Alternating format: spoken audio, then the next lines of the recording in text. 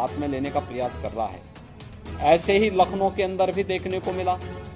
लखनऊ में एक मॉल खुला है, वह मॉल अपने व्यावसायिक प्रतिष्ठान को लेकर काम कर रहा है और उसको लेकर के राजनीति का अड्डा बनाना, अनावश्यक बयानबाजी जारी करना और उसके नाम पर फिर सड़कों पे प्रदर्शन करके लोगों के आवागमन को बाधित करना और बार बार लखनऊ के प्रशासन के कहा गया सब के बावजूद भी अराजकता पैदा करने और सांप्रदायिक विद्वेष की स्थिति पैदा करने का जो कुत्सित प्रयास हो रहा है, यहाँ पे लखनऊ प्रशासन को बहुत गंभीरता से इसको लेना चाहिए। इस प्रकार की किसी भी शरारत को स्वीकार नहीं करना चाहिए।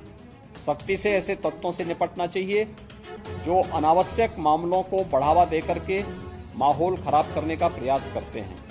बहुत सारे माध्यम हैं, अगर किसी को सूचना लेनी है वे सूचनाएं उन लोगों से जाके ले सकते हैं, लेकिन कोई हस्तक्षेप करके आवागमन को बाधित करेगा।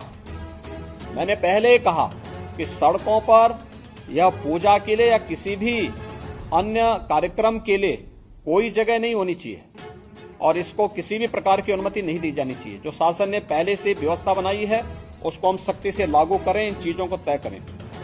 दूसरा,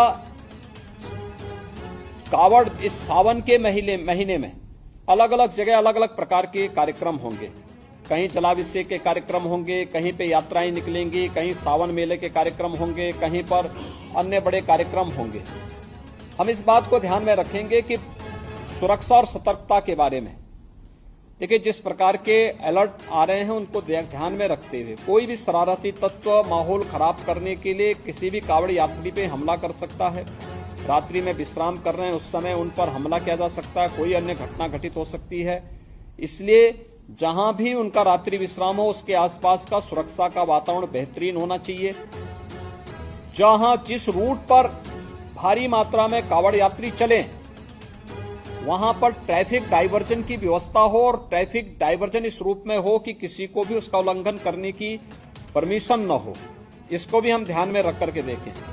शिवालय होंगे, मंदिर होंगे, उन सभी के आसपास हम देखें कि कोई जर्जर भवन है, बरसात के समय में वह गिर न जाए और उसके कारण जनहानि न होने पाए। इसके बारे में भी हम लोगों को वहां पर ध्यान में रखना होगा। बड़े देवालयों में, शिवालयों में भीड़ नियंत्रण के लिए हम लोग पहले से ही मंदिर प्रबंधन के साथ बैठ करके अपनी कार्य योजना बना लें और हम उसमें